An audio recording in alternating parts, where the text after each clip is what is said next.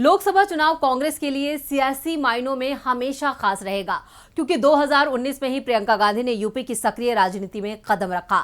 महासचिव बनाकर पूर्वी यूपी की 41 सीटों की कमान संभाली। वो भले ही कोई कमाल ना दिखा पाई हो, लेकिन उसके बाद यूपी में उनकी सक्रियता बनी रही। नमस्कार, मैं हूं परवीन शेख। आज की स्पेशल रिपोर्ट में बात होगी प्रियंका गांधी की। कैसे यूपी में प्रचार के दौरान उनके धुर विरोधी भी हो जाते हैं उनके मुरीद। कैसे प्रियंका की मुस्कुराहट उनके विरोधियों का दिल जीत लेती है। क्या इस बार यूपी में प्रियंका के मास्टर स्ट्रोक से कांग्रेस होगी मजबूत? चलिए देखते हैं हमारी ये स्पेशल रिपोर्ट। यूपी में विपक्ष के नाम पर सिर्फ प्रियंका ही थी जो राज्य में होने वाली हर घटना के खिलाफ बीजेपी की योगी आदित्यनाथ सरकार को घेरती नजर आई।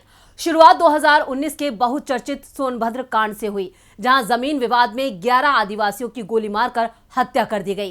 प्रियंका पीड़ितों से मिलने पहुंची तो प्रशासन ने उन्हें हिरासत में ले लिया, जिसके बाद प्रियंका धरने पर बैठ गई और आखिरकार मृतकों के परिजनों से मिलकर ही लौटी और उन्हें 10-10 लाख रुपए की आर्थिक सहायता भी दी।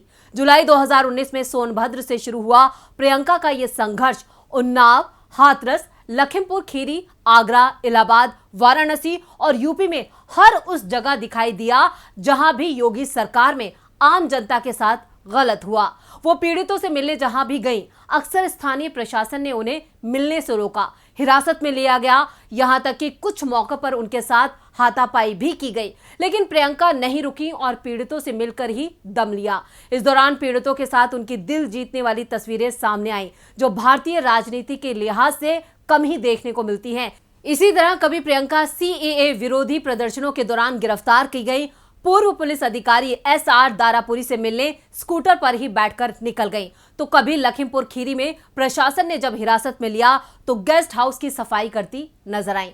प्रियंका का गेस्ट हाउस में झाड़ू लगाने वाला वीडियो खूब सुर्खियों में रहा। कुल मिलाकर जब से प्रियंका ने यूपी की सक्रिय राजनीति में कदम रखा, तब से उत्तर प्रदेश में विपक्ष के तौर पर सबसे ज्यादा प्रियंका और कांग्रेस पार्टी ही नजर आई। तब ना समाजवादी पार्टी थी और ना बीएसपी। 2022 का यूपी विधानसभा चुनाव प्रियंका गांधी के चुनाव प्रचार के लिए हमेशा जाना जाएगा। चुनाव प्रचार में सबसे ज्यादा सुर्खियां कांग्रेस के चुनावी कैंपेन ने ही बटोरी हैं। प्रियंका के 2 कदमों ने कांग्रेस को चर्चा का केंद्र बना दिया है। पहला, चुनाव में महिलाओं को टिकट देने में 40% आरक्षण। दूसरा, प्रियंका ने जो नारा बुलंद किया, लड़की हूं, लड़ सकती हूं, ये नारा आज देश की आधी आबादी की जुबान पर चढ़ चुका है। प्रियंका के संघर्ष में सबसे मजबूत साथी प्रदेश अध्यक्ष अजय कुमार लल्लू रहे।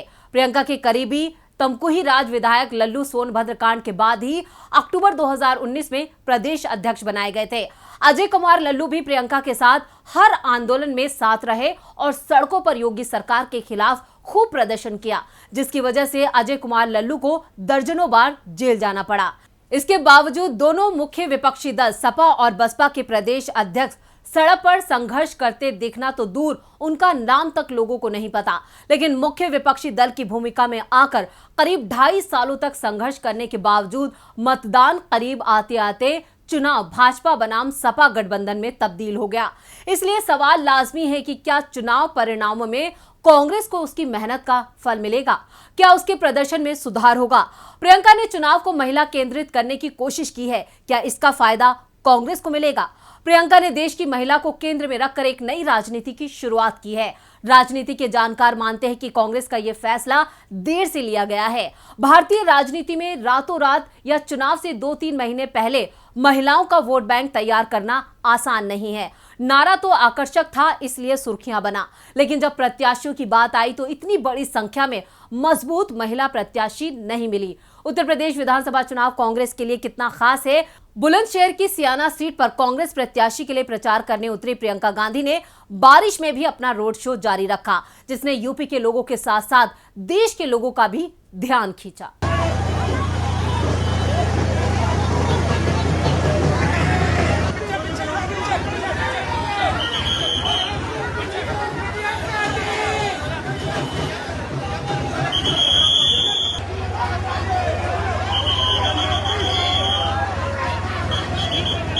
साहिबाबाद में रोड शो में प्रियंका गांधी ने कांग्रेस प्रत्याशी संगीता त्यागी के समर्थन में वोट मांगते हुए कहा कि 30 साल में यह पहला चुनाव है जब कांग्रेस उत्तर प्रदेश में पूरी ताकत से चुनाव लड़ रही है। 30 साल में पहली बार उत्तर प्रदेश की सभी 403 सीटों पर कांग्रेस ने अपने उम्मीदवार उतारे हैं। प्रियंका गांधी ने कहा कि हम इस बार पूरी ताकत के साथ चुनावी मैदान में हैं। उत्तर प्रदेश विधानसभा चुनाव में नेता एक दूसरे को नीचा दिखाने का कोई मौका हाथ से नहीं जाने देते। इस बीच बेहद सकारात्मक तस्वीर सामने आई कांग्रेस महासचिव प्रियंका गांधी की।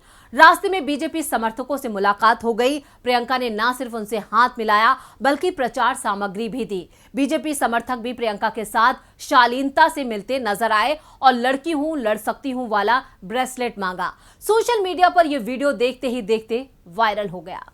यूपी के 5वें चरण के प्रचार के लिए जब प्रियंका गांधी अमेठी पहुंची तो वहां एक अलग ही अंदाज में वो नजर आई थी, जहां उन्होंने जनता को अपना समझते हुए अपनी नाराजगी भी जाहिर कर दी। उनका ये अंदाज भी लोगों को खूब रास आया।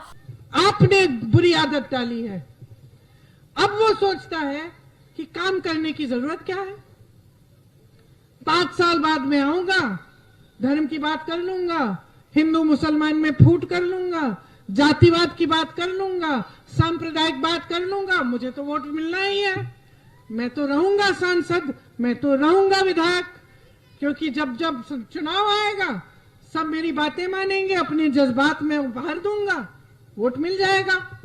5वें चरण के मतदान के लिए चुनाव प्रचार के आखिरी दिन कांग्रेस की महासचिव प्रियंका गांधी ने कर्नलगंज और कटरा की सड़कों पर रोड शो के दौरान किसी को भी नाराज नहीं किया।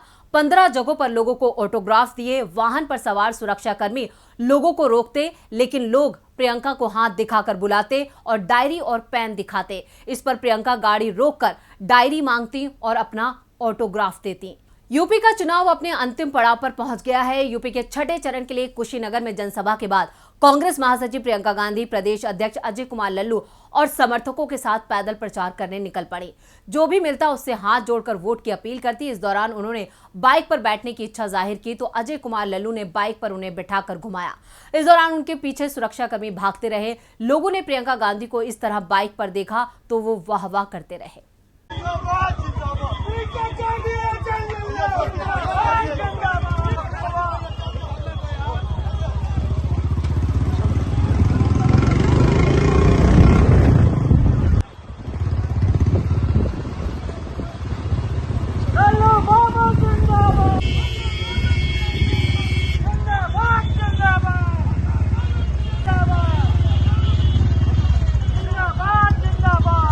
उत्तर प्रदेश चुनाव के लिए कांग्रेस महासचिव प्रियंका गांधी ने अपनी पूरी ताकत लगा दी है। प्रियंका गांधी 1 मार्च को महाशिवरात्रि के दिन सिद्धार्थनगर की शोहरतगढ़ विधानसभा सीट पर चुनावी सभा को संबोधित करने पहुंची थी। प्रियंका ने मंच पर पहुंचने के बाद महामृत्युंजय का पाठ करने के बाद भाषण की शुरुआत की। इस दौरान उन्होंने लोगों से हर हर महादेव का नारा भी लगवाया। प्रियंका के इस अंदाज की तुलना पीएम मोदी के साथ कर दी गई।